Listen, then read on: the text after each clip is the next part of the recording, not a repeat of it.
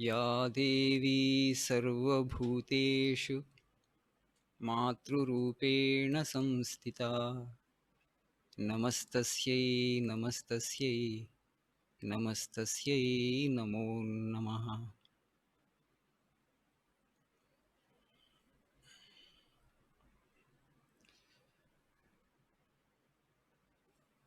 We are celebrating Navaratri. Tomorrow is Dashami. According to some, today itself is Dashami. So today we shall dwell a little on the worship of Shakti. Are you able to hear me? No? Sound is low? Yeah.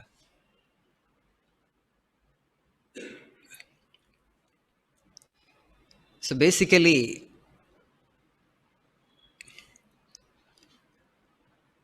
worship of Mother is worship of this primordial energy.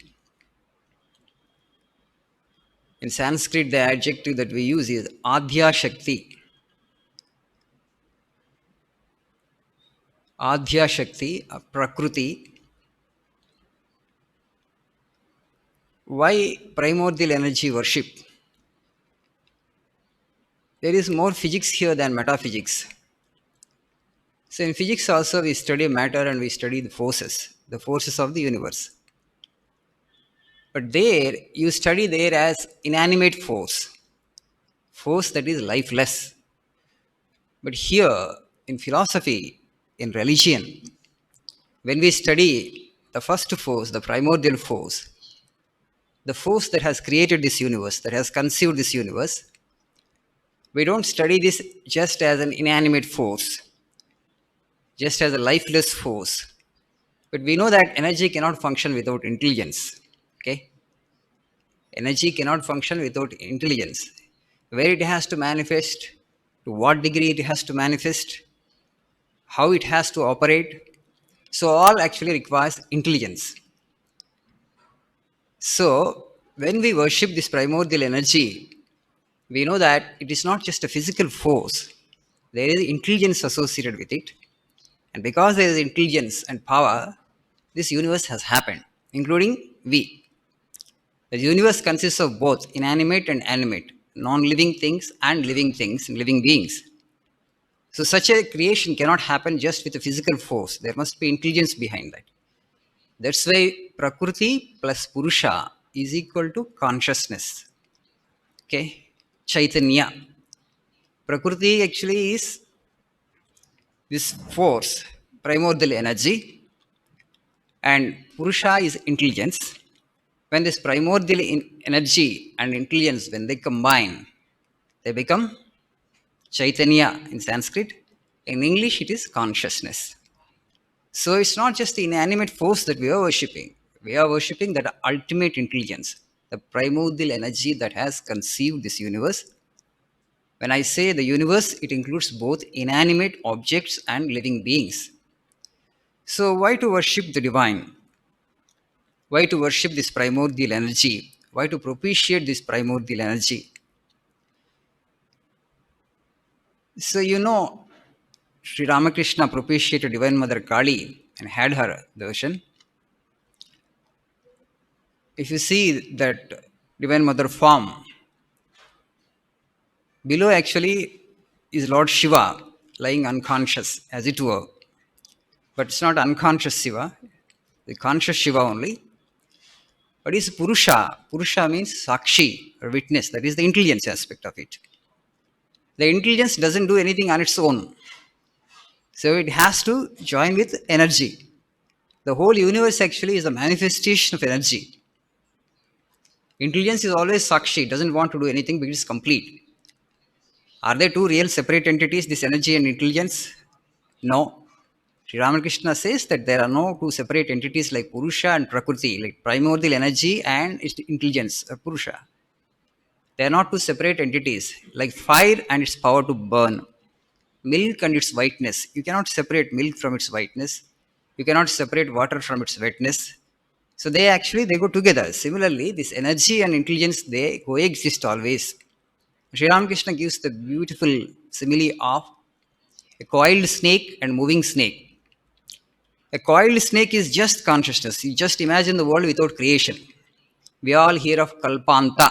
At the end of Kalpa, the Lord actually will withdraw the whole universe into Himself. Then no creation exists, no manifested world. It's just only the pure consciousness. Only God exists. No creation. Lord without creation. Now He has projected. He will withdraw it after some time.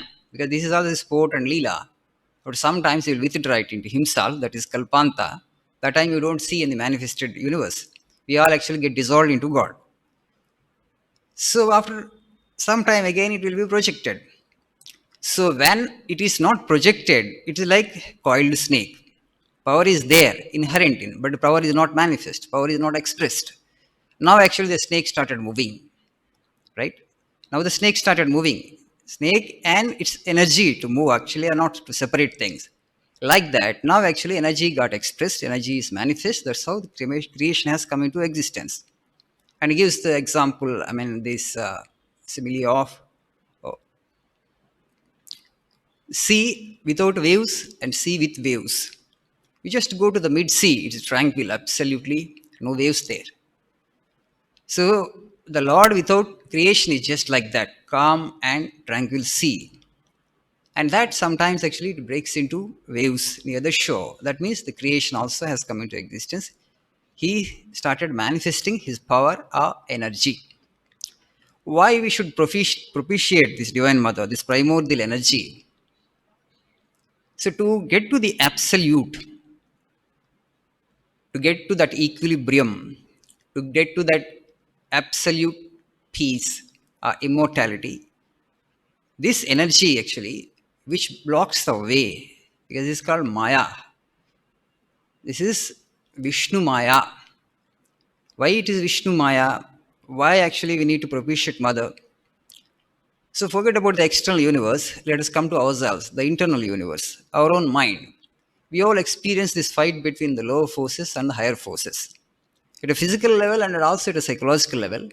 At a physical level, bacteria and virus always trying to invade you and conquer you, right?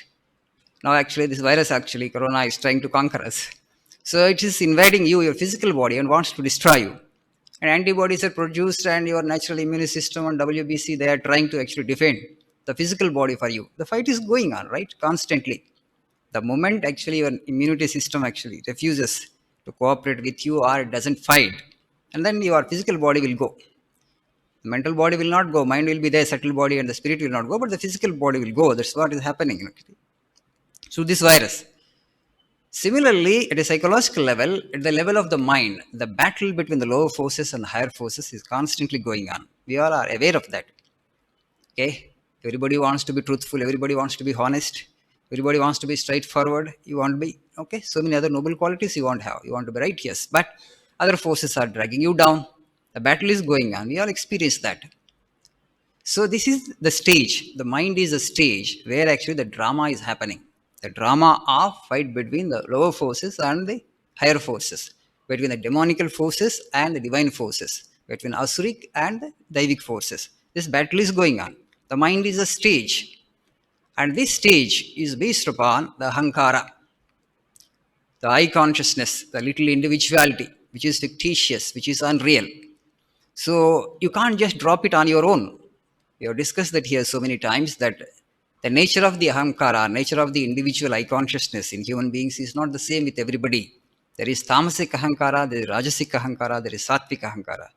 There is this tamasic individualized consciousness, the rajasic individual consciousness, and sattvic individual consciousness. And an individual who is endowed with this sattvic individual consciousness, he is a very humble individual because he sees the whole universe as manifestation of the divine. And he starts bow down before every petty thing of this universe because he doesn't see as a petty thing. He doesn't see as a small creature. He doesn't see something big and small. Everything is vibhuti, manifestation of that divine. So everything is worthy of his worship. Everything is worthy of his reverence. So he will look upon the whole universe like that. The yogis will be doing that because they see the same divine everywhere in every particle of the universe. So now, once this ahankara is completely obliterated, let us say, this individual consciousness is totally annihilated. What happens? The stage is gone. Mind actually disappears. When the mind disappears, the battle disappears. There is no battle actually. Because mind is a stage. The stage itself is not there. The battle is not there. Then where are you? You are in the absolute. You are in God. You are in your real nature. That is the goal. Most of us actually are not able to figure out the goal also. Now that is a big problem in life. Because we are all, it's a dead journey. We are all moving towards. Towards what? Towards perfection. Towards the absolute. Towards the source from which we have come into existence. The both physical universe and we all have got only one source. That one source is God, one source is divine. And we want to merge into that divine. We want to go back to that divine. Why to go back there? Because here actually it is incomplete life. There is a disease, there is old age, there is a death. There are limitations imposed upon life. So there cannot be any perfect life here. Life means death. If there is no death, you don't have to call it life, right? There are opposites. Pain means there is pleasure. Pleasure means pain. There are opposites here. And nothing is permanent. We all know that. So if you have a goal to have a permanent life, eternal life, life where there is no suffering, our source actually is consciousness. It is absolute bliss. It is complete ananda, total joy, unadulterated joy. And it doesn't diminish with time and space. It is eternal. So we have come from the absolute and we'll go back to the absolute. And we need to do the journey that we are doing now. Anyway, we are doing the journey. We have to make it conscious. The conscious journey, making it conscious means we need to propitiate the Divine Mother because we don't want to be here. Maybe again and again, you will be born, you will die, you will be born, you will die. You learn through your experiences how much time you need. 100 births sufficient, or you need 1,000 births, or you need 10,000 births, or a million births are required. So you just want to avoid the suffering that you will undergo in a million births. You want to cut short time. Quickly, you want to go back to the absolute so that you can save yourself from a lot of misery and suffering. This world is full of suffering. It's not a pessimistic thing. Actually, Vedanta is neither pessimistic nor optimistic. That we have discussed when we are studying, Swamiji's Jnana Yoga lectures. Vedanta is a statement of fact. As the things are, the Vedanta makes it clear. This is how the nature is. This is how the world is. So if you expect permanent and eternal happiness here, that means your perspective is not correct. You don't want to see things as they are. You are optimistic means actually you want to see everything green, but it's not really green. Vedanta is neither optimistic nor pessimistic. It doesn't say that everything actually is gloom also. There is some little joy, the little pressure in the world, but that is only a kind of temptation. That's only a bait. There is no real joy in that, no real substance in that. That is just to get you hooked to the world. Otherwise, everybody will be disinterested in the world. Everybody will progress towards God. Everybody will be adhyatmic sadhaka, spiritual aspirant. So again, one force of the Lord actually, the Maya, it doesn't want you to quickly go to the absolute. That's why actually it becomes very difficult to define this world. It's a paradoxical world. One force actually is dragging you away from the absolute, and another force which is called divine grace. Suppose if you become successful in propitiating Divine Mother through your worship and prayer, and if she showers her blessings upon you, you will be able to reach the absolute quickly. Because she has to help. Because the opposite force also she only, Maya also she.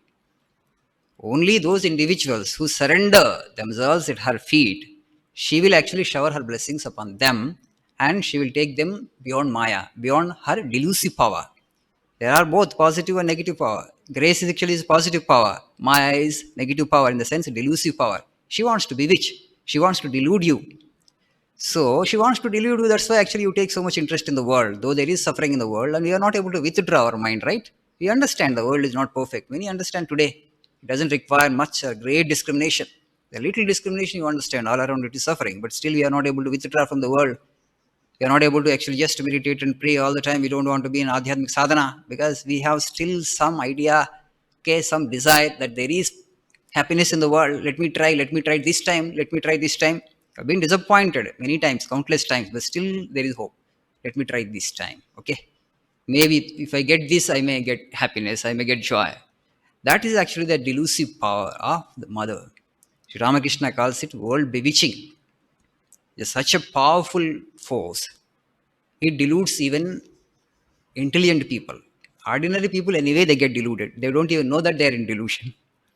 And the people whose discrimination is very sharp, whose intellect actually is very sharp, and they also will get deluded. Such is the power of Maya. Such is the force actually. Mahamaya Hareschesha. So this is Haris Maya. Jnaninamapi chetamsi.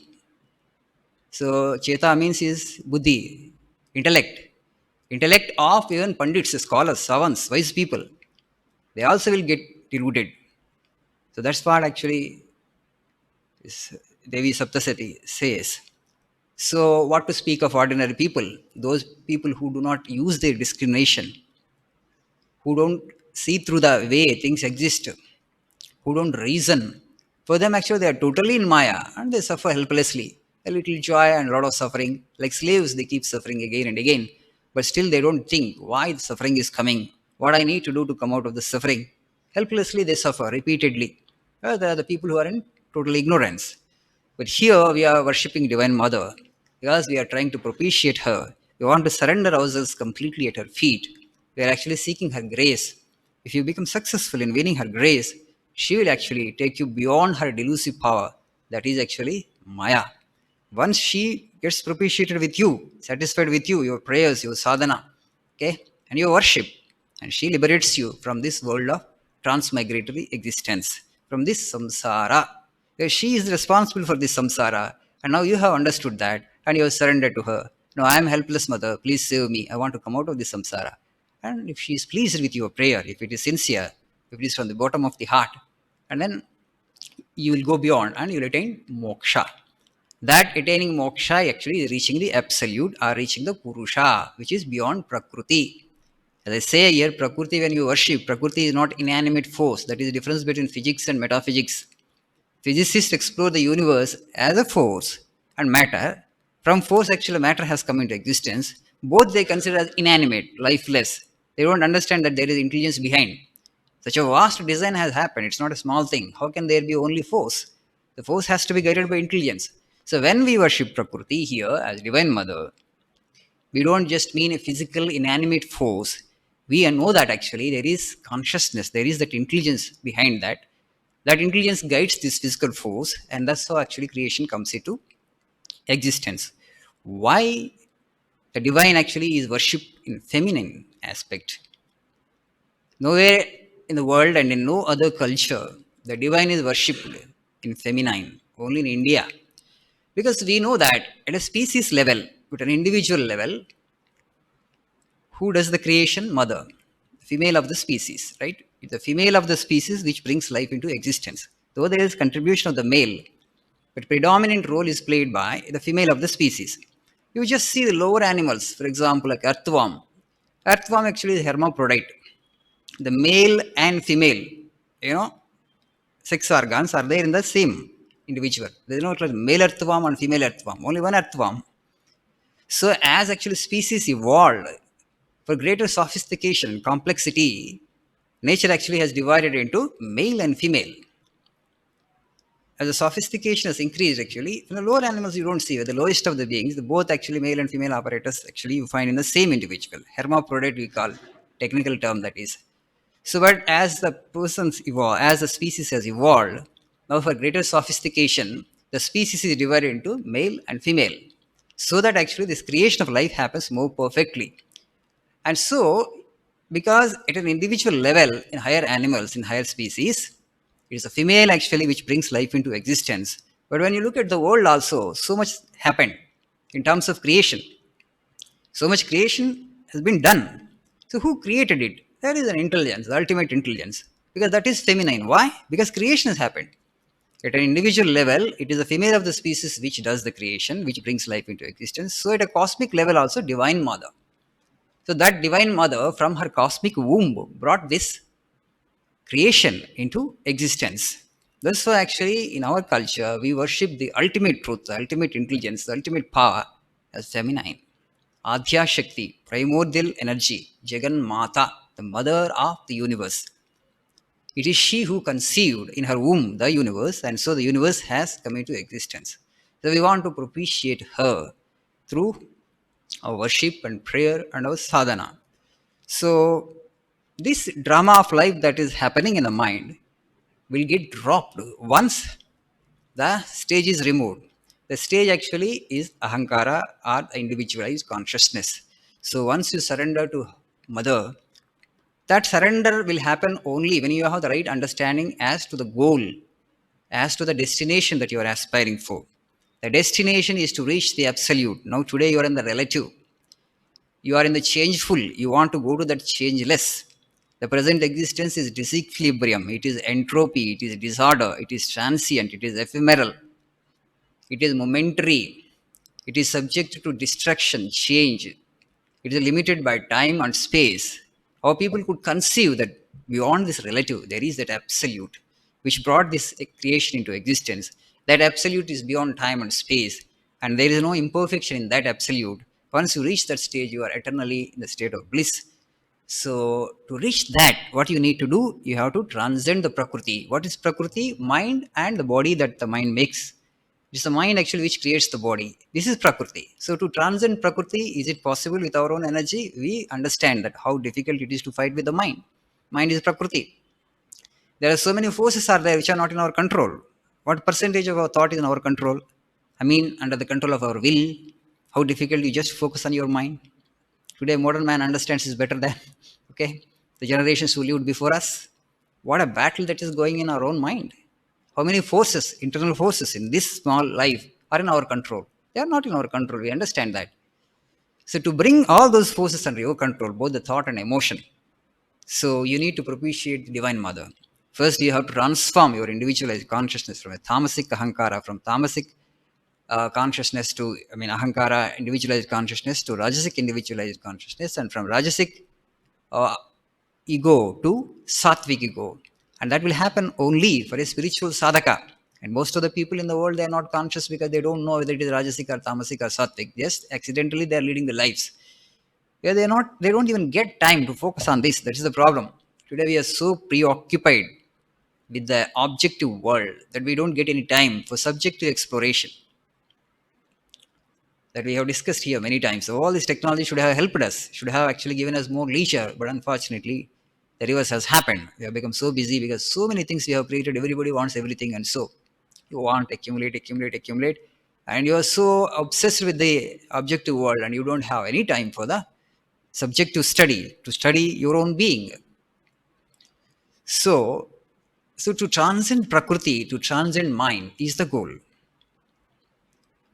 Today we are so focused on the observed. The observer is neglected totally. We want only the object and the experience that the object brings for us. The experiencer of the object is completely missing.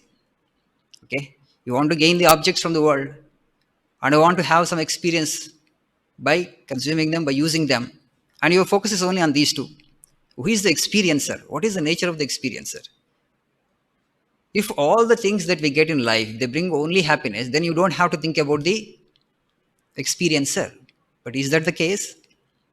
If all the things that you seek from the world, if they give you only happiness and joy, then you don't have to think about the experiencer. But that is not the case. A lot of misery they are bringing, but yet you don't reflect. When you interact with the world, when some situations or some things, some objects, some people are giving pain to you, and you should think, you should reflect from where the pain is coming, what is the nature of the experiencer. Then you come to mind. Then you question, what is mind? And how can I conquer the mind? It's the mind that is the source of pain. It's the mind that's the source of misery.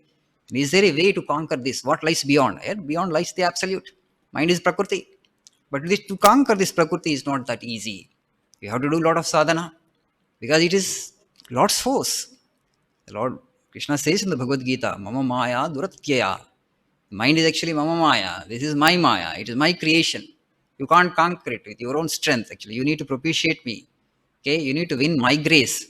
So all the rituals that we have conceived, all the hymns, all the worship, all the rituals have one objective in aim, one purpose. That is, we are surrendering to the Divine Mother. This is my surrender. You pour oblations into the home of fire. Why? Actually, you are surrendering your mind. Your Prakriti, you are surrendering. So when you actually do homa here, this bilwa leaf actually, 3 leaves will be there. That actually we put into the homa fire. Why not a single leaf? 3 leaf. It represents actually 3 gunas. The mind is made up of 3 gunas. Tamas, Rajas and Sattva. So with these 3 gunas it is made up of. So the mind which is made up of 3 gunas, I am actually offering to you, O Mother. You take this mind back to yourself. This is your creation. And give me liberation. Give me freedom. Give me moksha. give me enlightenment. That is actually the prayer. So all these rituals have actually the philosophy behind it. The external symbology has a great meaning. So now if you just see the divine mother, Mother Durga, the Mahishasura is there below. And she is slaying that Mahishasura. Devi Mahatmya says actually Indra fought with Mahishasura for 100 years, but still he could not conquer. So Devas are the forces that is within us. The Devas actually wants to conquer the Asuras. They are also within us. But the Devas are not able to do it because Asuras are more powerful, right? We clearly see this actually. Pride, greed, envy, okay, anger, lust, they're all Asuric forces. They are there in all of us. And actually they are taking possession of us. We want to conquer them. Divine forces are also there in us. But divine forces are not able to fight with the Asuric forces, tamasic forces, demonical forces. So all these collective divine forces, they go to Brahma and they represent. And we are not able to conquer these demonic forces. Please help, O Creator. And Brahma actually takes them to Divine Mother, Vishnu. So Vishnu actually slayed this Madhukaitaba. So Madhukaitaba, who are the Madhu and Kaitaba Rakshasa? They are Kama and Krodha, the formidable enemies of every being. So when you worship Lord, actually, He will come to your rescue and He will remove you from these two asuras, Kama and Krodha. When these two are removed, you are in bliss, you are in the absolute. You are in the absolute. And so here they have actually all this rich symbology they have conceived. Because if the abstract actually is given as abstract, the principle is given as principle, not many can grasp and understand it, and we forget very quickly. Our memory with regard to spiritual things is very short. Material things, mundane things, okay, worldly things, they get stuck, they get so deep rooted in the mind and quickly, and they don't get go away. We remember them. They take deep impression, they form strong impressions there. But whereas the spiritual things, however hard you may try actually, spiritual impressions, spiritual samskaras or tendencies, they don't get that deep rooted and that quickly. So you have to do sadhana again and again, again and again. To help you do sadhana, to help you connect with the divine all the time, our rishis actually have conceived this rich symbology, rich rituals, so many hymns, all this worship and elaborate worship, so that actually constantly you will be in touch with the divine. See in this Bhadrapada also, we Ganesh Navaratri we celebrated. That Ganesh also in puja when you see the Ashtotra Satanama, all these adjectives are used. The adjective used are infinite adjective. You are Nirguna, you are Ganadhisha, Ganadipa means what? Gana means all the beings. You are the Lord of all the beings. So same adjectives are used for the Divine Mother, for Ganesha, and for Rama, and for Krishna, for Shiva. That means what? We are not worshipping multiple deities. We are worshipping that one abstract infinite. Okay, but as it is difficult for us because we are in the mind can conceive things only in terms of name and form. Anything that has no name and form or something which is beyond name and form, mind cannot hold on to it for a long period of time unless it is very pure. You're almost very close to consciousness. There is not much of worldliness in your mind. Mind is too pure and there are not many desires. So then it becomes easy to directly meditate on the abstract infinite consciousness. Avyakto gadihi dukkha, Krishna says in the Bhagavad Gita. Those who say that I directly worship the impersonal absolute, I don't care for the symbology, I don't care for these figures, I don't want to worship, the Lord through rituals, through images. Krishna says it's okay, but that path is very difficult, he says. And how long? How much actually you'll be able to remember in a 24-hour cycle? The impersonal, abstract, the divine principle? Not possible. That's the reason actually our people have invented this rich symbology and multiple deities they have created. Not that actually God is many. The one God, one Lord, one Supreme, infinite actually, is expressed through multiple forms and a lot of mythology is created around that. And so that you will be in touch with the divine around the year. One festival after another festival. So, not that one God after another God, actually. It's the same one God, one form of the same Lord. Second form, third form, fourth form. Different forms of the same divine. Because all the Ashtottara, Satanama you just see, same thing, same adjectives are used. It's only infinite.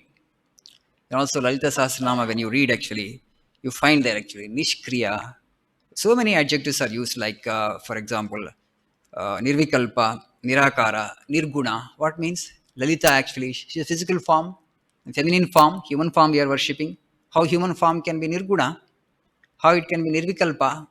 No, it's not possible. At the same time, Mother actually is worshipped in Saguna Sakara also. And you use the words like Malini, Trinayana, Sumukhi, you got beautiful form, you Malini, you wear garland, also you Komalakara. What do you mean by Komalakara? Something which is abstract, something which is impersonal can be not Komalakara when you're talking about Akara. So that means simultaneously you are worshipping the Saguna Sakara and Nirguna Nirakara, and through the Saguna Sakara means through the image which has attributes, and you want to reach that infinite which has no attributes. Through a form that has attributes, you want to reach that which is beyond all attributes. From the finite to the infinite is the journey. From the concrete to the abstract, from the limited to the unlimited. So, through this limited form, because it is our limitation, you need to understand this is not the limitation of the Lord. So long you remain a human being, because so long you have the mind which can conceive and understand things only in time and space, you need to worship the Lord also through an image and a form that is has both space and time. That's our limitation. It's not the limitation of the divine. As we are mortals, as we are human beings, as we have the mind, we can think only in terms of mind, time, and space. We have conceived this image of the Lord, and through this, we want to reach the infinite absolute. That's actually the rich symbology is conceived. Why so many forms? Because actually, around the year, you can be in touch with the divine, you can worship the absolute. Just imagine today, because so much of materialism has come, and particularly after the country, is declared secular, and had there not been these festivals and these many forms of the divine, you would have lost your religion completely, or spirituality, right? You would have completely lost it, because these festivals actually which still keep us in touch with the divine through all these rituals and through all these hymns, through worship. So everywhere something is going on, something about the divine. So Hindu race actually is considered the most spiritual race in the world. Swamiji says actually the Hindu will give the first importance to spirituality. Everything else he will consider secondary. But today actually we are trying to reverse some of the time-tested ideals of this nation. 5,000 years you have lived a spiritual life. Spirituality has been the bedrock of this nation, of this race. Nothing else we have given that much of importance. Because the highest goal, to reach the absolute, I have come here as a human being. What is the difference between an animal and human being? You need to reflect on this constantly.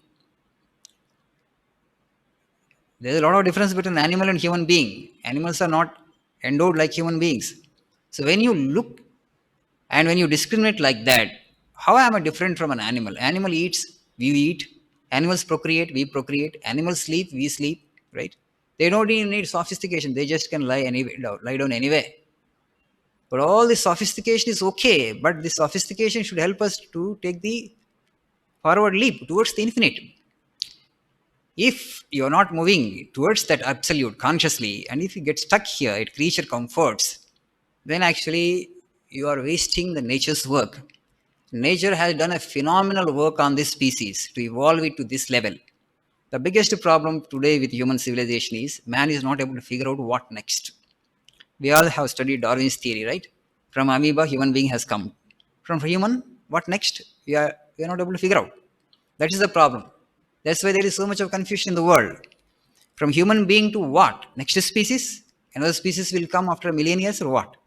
Another species will evolve which will have 10 heads like Ravana. 10 heads Ravana, because many times we worship Divine Mother also multiple hands. And a human being with multiple hands, with multiple heads will evolve, or what? No, from human being onwards, the evolution is intellectual and spiritual. From this brute man to Buddha man. Okay? From this lower man who is fighting with the lower forces to the higher man, the highest man who has conquered nature, who has transcended the mind, who has attained the absolute. From here, actually, it is intellectual and spiritual evolution. No other species is necessary. You will attain to perfection. Well, all other animals have to become human being to become perfect. From animal to direct perfection, there is no route. There is no way. They all have to evolve slowly into human being and human form. They have to come, and then you have to do sadhana and struggle, and you have to reach the absolute. That is the journey of life. The life actually which has got separated as it were from the divine is actually heading towards the divine. Okay? This is the best possible form with which actually you can get to the absolute. No other form has this capacity. No other form has this potential. This is being told here again and again, but we don't understand it that quickly. So you have to make a journey conscious. From human being onwards, a divine human being, you have the potential to reach the absolute. Reach the absolute as quickly as possible and as early as possible, because it's not easy to get a human birth again also, unless you have a lot of punya in your credit. You have to accumulate a lot of punya, you have to do a lot of punya karya, meritorious acts to get a human birth again. That is, you are not conscious of that also. God has given you a super gift, not ordinary gift, the human birth, with which actually you can propitiate the Divine Mother and go to the Absolute. So all this symbology actually has a lot of spiritual significance. Don't think actually it is just, some of the people tend to criticize, saying that this is all archaic and this is obsolete, or they are very backward and primitive. Nothing of that sort. There is a lot of philosophy, a lot of principle is there, but because we have become so busy, we understand, we don't see the principle and the philosophy behind all these forms. They are all conceived by the great sages and rishis who had attained to perfection. Why did they conceive such forms? Because they could foresee that in future actually it is Kali Yuga. In Kali Yuga, if you give them only the abstract principle, they will not be able to hold on to that. They will not be able to find the head or tail of that. So it will be difficult for them to worship the abstract, and that's the reason these rishis who had seen, they had divine visions. So when they were meditating and when they were doing sadhana, when they were the primordial energy, when they were worshipping, they saw different human forms. In Sri Ramakrishna also had seen, right, during his sadhana, suddenly one dark form had come out of his body, and then actually again one sannyasi, bright orange robes came out of his body. And this sannyasi actually slayed that dark form, the dark being. And what was that actually? He had a vision actually. So both forms have come out of his own body, and the dark form actually had been slayed by actually this sannyasi, bright robes. Then Sri Ramakrishna concluded that, and this asura, whatever the asuric force that it got, is completely slayed and annihilated by the divine force, because he could please the divine mother Kali. So for us also it will happen, because he's a recent yogi, right? The Mahayogi had come, the incarnation had come and showed how to do the divine sadhana, how to do the spiritual practice. So this prayer, when you continue with it, if you become successful in propitiating the Divine Mother, she will shower her blessings in abundance upon you, and then it becomes easy for you to conquer nature. Otherwise, it is not that easy. The mind, because moreover we are so preoccupied with the external world. If you have the absolute renunciation, absolute vairagya and dispassion, you're not interested in anything of the physical world, then it becomes very easy for you to conquer the mind. Because without actually holding on to some physical form, without any desire, the mind cannot survive. It just disappears. But as we have multiple desires, okay, it's not easy, to conquer all the desires. One by one, you will try to conquer. So you are seeking the help of mother who has conceived this play. After all, this sport or this drama is her conception. She is the director of the play, and she knows actually how to run the drama and how to run the play. And she can even help you to get out of the drama, to get out of the play. So this is how actually through this worship, Saran Navaratri. So this Aswin Masa, 9 days actually she fought with the demon Mahishasura, and 10th day she could annihilate him, she could kill that Mahisha. Mahisha is actually buffalo, right? Buffalo is a tamasic animal. All the forces like greed, anger, lust, pride, all these asura forces, they are tamasic. Individuals who are tamasic, they don't even understand that these forces are inimical to them. See, only gods will go all the time to Vishnu or Divine Mother and ask actually her, oh Mother, actually we are not able to slay these forces, help us. Why asuras are not going? Why asuras are not going to the Divine Mother and asking? Because asuras are the people, are the beings who are not actually uncomfortable with these qualities. Now you are an evolved human being, a little sattva has come. Now you feel the problem in your mind. Now you have understood, you have conceptualized that you have to reach the absolute. Now these forces, these demonical forces are not helping you. They actually have turned into a formidable obstacle for you to move to the absolute. Now you have got the understanding. Now you are an evolved human being.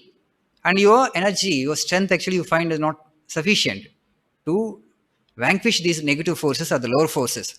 And then you need to pray. Otherwise, you don't have to pray. You just can rely on your own strength. Purusha Prayatna. You will try with your own power, but you think actually it's not sufficient. Then you understand. You want to worship the Divine Mother who has conceived the play. If Mother actually becomes propitiated, and she will actually in no time will help you to attain to moksha. So the people who are in tamas and who are in rajas, and though there is this play of the asuric and the actually divine forces going on them constantly, they don't want to consciously side with the divine forces. They are quite comfortable with all the negative forces that they have in them in much, in a great abundance. All these forces, they are quite comfortable. Only when you feel uncomfortable, then you pray. Then you come to the divine. Otherwise, you don't come to the divine. That's why not many will come to the divine. See, just see, not interested also. Whether I'm perfect, what is there? See, only when you reach to a point in evolution, okay, you are feeling the problem. Now you understand that problem is not with the external world. Problem is with me. The conflict is going on. These lower forces are not allowing me to remain in peace, to reach the absolute. You want to struggle on your own strength and you find your strength is not sufficient. And then prayer becomes necessary. Then worship becomes necessary. Then actually you come to the divine, the ultimate force which has conceived this drama and play. And this is actually conscious worship. Now, hereafter, you want to move towards the goal consciously so that you will reach quickly.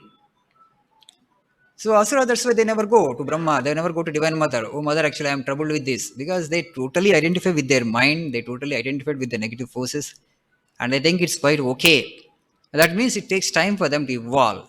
So, it's always the people who are endowed with sattva, they feel the trouble and they come to Divine Mother, and that means you are already a god, but now you want to go to the absolute.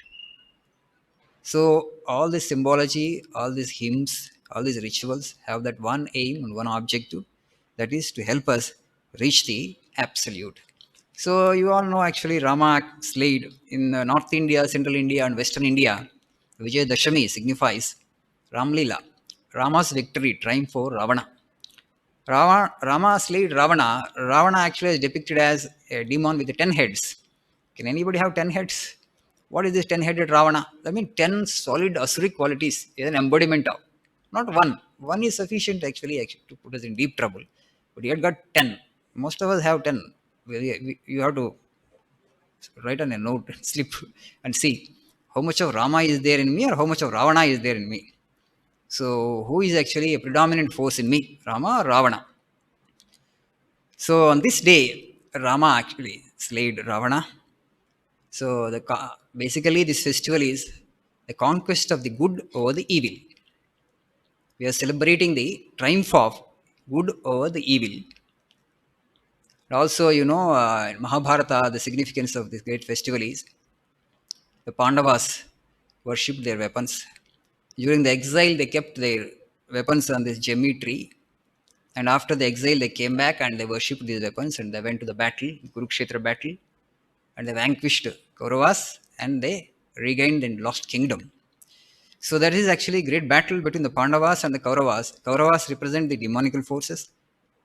Pandavas represent the Daivic forces, divine forces. So conquest. Ultimately, the divine forces will conquer. But Pandavas had Krishna. The negative forces are many. We will be able to overcome them. We will be able to vanquish them. Once actually you have the blessings of Lord Krishna or your divine mother. One and the same. So as you do your sadhana more and more, you will come to the Divine Mother. As Sri Ramakrishna says, the grace of the Lord is always blowing. The wind of the grace of the Lord is always blowing. Only you need to unfurl your sail. We are in this ocean of samsara on our lifeboat. The lifeboat is going on. We have sails, but we don't want to unfurl them. Then you can't make use of that wind of the Lord's grace. The grace has been blowing always. You need to unfurl your sail. That unfurling the sail is this worship. I want you, O Mother, Sri Ramakrishna, with what passion, with what longing you want a divine mother, to the exclusion of everything of this world. So, as spiritual seekers, we need to put this question to ourselves: how sincerely I want the divine? Do I really want to go to the absolute? Do I really want deathless life? Do I really want that absolute happiness and absolute peace? With what intensity? So, if the intensity is strong, your prayer will come from the bottom of the heart. The Lord will listen only to such prayers. When you have other desires, the Lord will say, okay, my child, take time. I am not in a hurry to give liberation. You are not in a hurry to seek me. You want some my creation, fine, go ahead. You will not get offended, right? We are all his children, okay? He will not get offended. So in this Durga Saptasati, which is Markandeya Maharshi narrated this to his disciple. uh, one king actually was ousted out of his throne, Suratha, and another businessman by name Vaishya Samadhi was sent out of, you know, kicked out of the own house by the wife and children. They were so materialistic, they pushed him out of the home because he was not earning money. So that the people were in deep distress. So they go to this Rishi, and the Rishi enlightens them. This Markandeya Maharshi says this to his disciple, the story.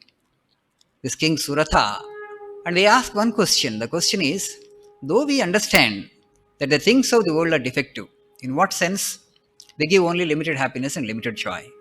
Why is that we are not able to withdraw our mind from the world and surrender it at your lotus feet? That was the question they had asked. Then the Rishi says actually, Mahamaya Prabhavena Samsara Stitikarina Tannatra Vismaya Karyo Yoga Nidra Jagatpate. So marvel not at this force of the Divine Mother, because she is Yoga Nidra of the ultimate Lord. She is a Prakruti of the Lord. Just as, because it's the Lord's power and her delusive power is so powerful. So even wise people also come under its influence. They succumb. They have to surrender. Mahamaya Prabhavena Samsara Stitikarina. This samsara is created by that world bewitching force, the formidable force. It is such a strongly delusive force, and through ordinary strength, actually, you will not be able to overcome. Okay, there are two forces constantly actually. One is centripetal, one is centrifugal. Centripetal force is actually divine grace, which is trying to attract us towards the divine all the time. And the centrifugal force is Maya in the form of the world and the attractions of the world, which is actually the forces which are trying to take us away from the Lord. The farther actually you recede from the divine, the greater will be your suffering. The closer you come to the Lord, actually, the lesser will be your suffering. And if you reach the Lord, actually, you have gone beyond this sukha and dukkha, pain and pleasure. You have reached the absolute, you have transcended the relative world, and you have attained mukti. Then you are a jivan mukta. Sri Ramakrishna says in one of his songs, it is so difficult, and of course, you have to struggle a lot, but not impossible. Okay, in this Kali Yuga, it is still easy. Our scriptures say, your little sadhana also will give you great fruit. And Divine Mother claps, she says in one of songs. Divine Mother claps in how she claps? Oh, here is a hero who has conquered my Maya. She will declare you hero. And to be declared a hero by that ultimate primordial force, that cosmic intelligence, is a challenge. So we are throwing a challenge to our own mother. Okay, she wants to delude you, and you don't want to come under her delusion. Okay, fight with her. Fight as much as you can. You have the right as her child. You have the right as her child. You take me away from this delusion. You can do this, and she will do it for you, sir. Provided you surrender totally, unconditionally. This unconditional surrender requires a lot of strength. You don't put any conditions there. Absolute my surrender. The other day we were discussing about Girish Chandra Ghosh when he had transferred his power of attorney to Sri Ramakrishna. He did not put any conditions. Unconditional surrender. That unconditional surrender we all want to achieve. Okay, that's why we worship and Divine Mother. And when we offer flower actually at her lotus feet, what are you offering actually? The heart actually is compared with the lotus flower, because heart is her seat. Ishvara sarvabhutanam hruddeshe arjuna tishtati. Hridaya kamala madhye. So Hridaya is compared with Kamala, lotus flower, and that Kamala actually the divine is sitting already. So you just surrender it because it is hers. Your Hridaya actually belongs to the divine actually. Divine actually working, operating you by sitting in your own heart. And that heart actually when you surrender completely at the feet of the divine, then you have become one with the divine. That surrender must be absolute. So no I, no second thoughts. No your own will, your own sankalpa. Whatever happens in your life, it is by the will of mother. Am I not mother's child? Does she not know what is good for me? I have surrendered at her feet. What is that? So then you have gone beyond all these pairs of opposites. You will not question. This is a painful experience. This is a pleasurable experience. This is good. This is bad. This I like. This I don't like. No such distinctions you will make. Any kind of experience is okay. I have surrendered myself at the feet of Divine Mother. She knows what is good for me. And everything that happens to this piece of life happens according to her will. I am her child. And she knows what is good for me. So all the experiences you will be able to welcome when you absolutely surrender. When you're grumbling, you are grumbling means you are not surrendered completely. Okay, then you are using your own will, your own sankalpa. Oh, this is painful. Why mother is giving this painful experience to me? She has not been propitiated by me, right? Then you come to such conclusions. She is not pleased with me, and all that will not be there. Yeah. In case of a sadhaka, spiritual seeker who has surrendered absolutely to the divine, you will not question. Every experience is okay. Oh, mother, you know what is better for me. So that's how actually you constantly remember her. She will test you like that, like that, like that, like that. Yes, then she understands that you're totally surrendered at her feet. Any experience will not shake you. Okay, your faith in her actually is absolute, unshakable. And then she will take you beyond this world of Maya, world of name and form. Then you are a blessed individual. Then you are a blessed individual. You will become a great blessing to the society and the country and to the whole world as such. That is the power of a Jivan Mukta. We all have that possibility to attain to the spiritual union with the divine. That is the absolute ultimate goal. That is the ultimate objective of every being. And human beings have the opportunity to struggle towards that end consciously. That's the beauty of this life. As I have said, actually, we are not able to figure out what next. You really understand that we are just totally stuck at the level of matter, at the level of physical. So this is taking away or absorbing and all our energy. So we are not much left for the intellectual and the spiritual cultivation. The physical or material is actually taking away all our life's energies. That's actually a wrong way of living. Material actually is important. That how much actually is important, how much actually necessary, that much only you take. If you are a wise man, you do that. But now the attraction of the society, you have to satisfy the aspirations of the people around you, and their aspirations define your aspiration. You are not a free individual. You are a conditioned individual because society conditions you. Because this is society conditioned society. Conditioned society only creates actually further conditioned individuals. That requires a bit courage. You need to be a little mad in that regard. Okay, as I told you in the last class, or I think last before that, Khalil Gibran's quote: "Only a fool and a genius, okay, will break a fool or a genius will break man-made laws, and then actually they will come close to the Lord. Either you need to be a fool or a genius to break this conditioning of the society. You don't try to propitiate the society. You don't try to please the society. You don't care what they think about you. This is my life. I will determine according to my understanding of life. Life is to reach the divine. Then you don't care for these material things. Material things as much as that are necessary just to keep the physical body going on. That's all. Because it's too brief a life. Because of the intense tamas that we have in our mind, we think actually 70, 75, or 80 years of life is such a long life that you have so much of joy and so much of pleasure possible. Okay? You just close your eyes and open your eyes, life is over. Life is actually it's moving so fast.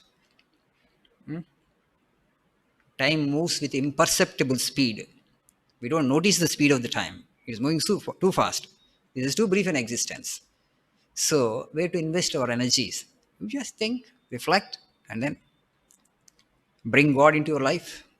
The more the Lord comes into your life, the better for us. That's the only purpose of human life. Sri Ramakrishna says the goal of life is to realize the divine and nothing else. All others are secondary objectives. These should be the primary objective. Is it primary objective with me or not? You just reflect and then make your choices. Okay? Well, let us meditate a few minutes before we go for Arati. And after Arati in the temple, there is Arati for Divine Mother in the Puja Mandapa. Just let us meditate for 2 minutes before we disperse.